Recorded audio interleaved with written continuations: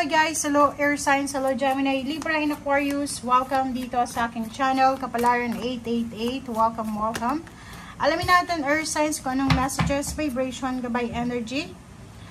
Tingnan natin kung ano yung gustong ibigay sa'yo na mensahe ng ating baraha for the weekend.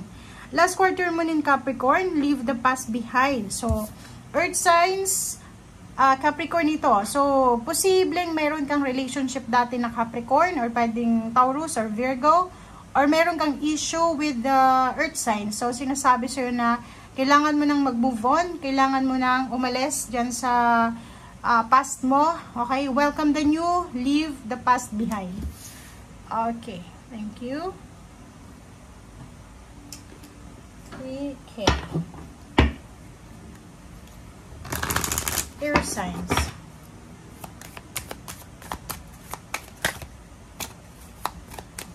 Okay.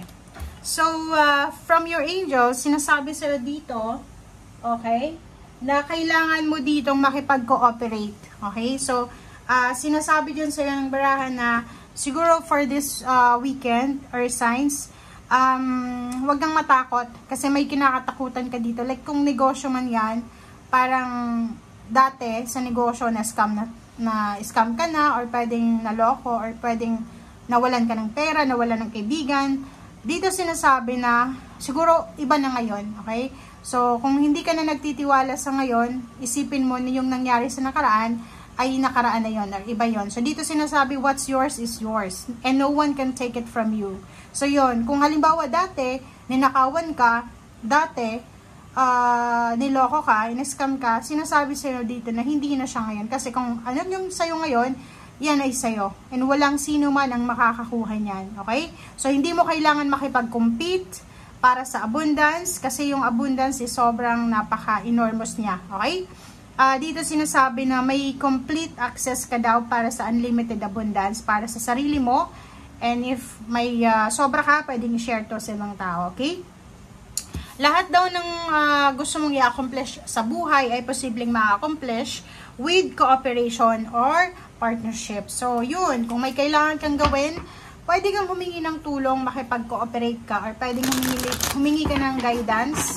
Or yun, yung partnership, mag-asawa, pwedeng magtulungan, magkaibigan, magpapamilya. Diba, mas mabilis yung trabaho pag may katulong tayo. Okay? So, wag kang mag-suffer alone. If kailangan mo ng tulong, humingi ka ng tulong.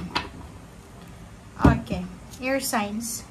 Wow. So, nakikita natin dito na may air signs na posibleng makakatanggap ng balita na isang tao ang posibleng babalik sa buhay mo or pwedeng homecoming to. So, may homecoming ng kapamilya from far places, from other country, international, or local.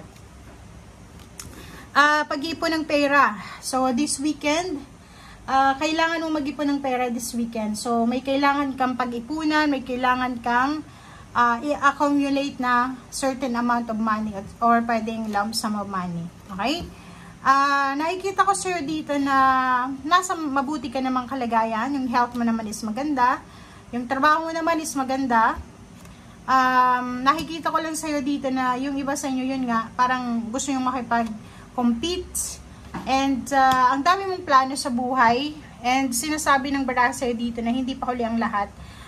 Wag mong parang i-give up kung ano yung plano mo na yan.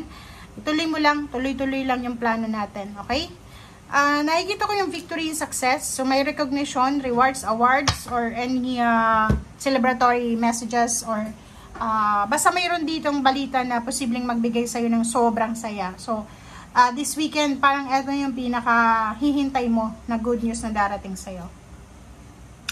Okay, so usaping emotional, walang problema, maayos, walang relationship issues, walang misunderstanding.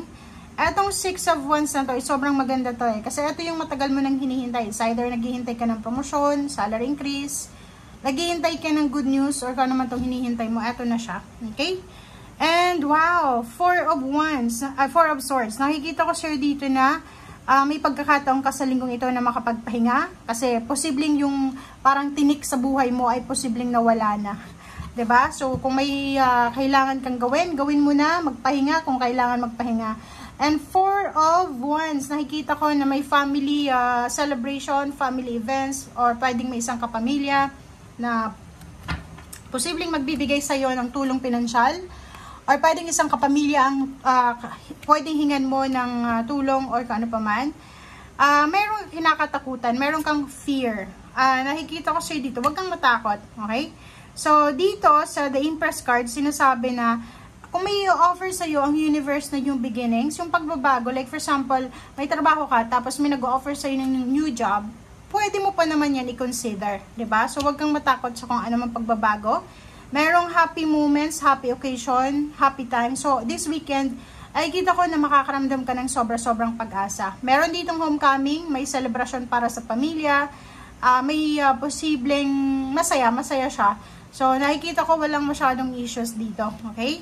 Judgment, so pabor sa'yo yung hustisya.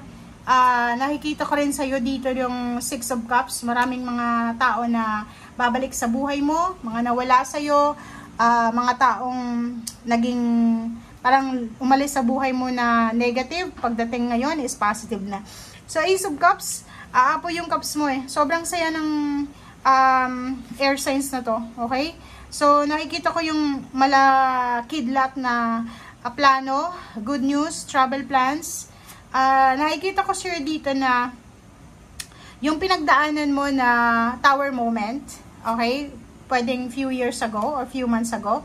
Nakikita ko sure dito na yung pain and heartaches, parang maiiyak ka sa sobrang saya, okay? Pa-comment sa comment section kasi ang nakikita ko sure dito, sobrang masaya ka kasi yung bumagsak sa'yo, like yung bumagsak yung energy mo, bumagsak yung buhay mo, or bumagsak yung pangarap mo, nasira yung family, nasaktan ka, nakikita ko sure dito na parang moving on na kayo, okay? Moving on, and nakikita ko na focus ka na sa kung ano yung pagbabagong magaganap sa ngayon. And 7 of Pentacles, sinasabi sir dito na may hinihintay kang lump sum of money.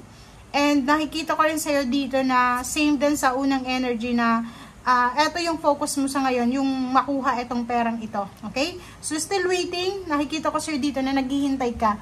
It's either naghihintay ka ng positive result from someone, or pwedeng sa bangko, or pwedeng sa employer, or pwedeng umuutang ka ng pera, or pwedeng humihingi ka ng tulong sa abogado, sa police, or pwedeng humihingi ka ng tulong sa gobyerno, sa politician. Basta nakikita ko share dito na naghihintay ka. And yung mga panahon, siguro few months ago, masyadong negative yung energy mo, hindi ka makatulog sa sobrang stress.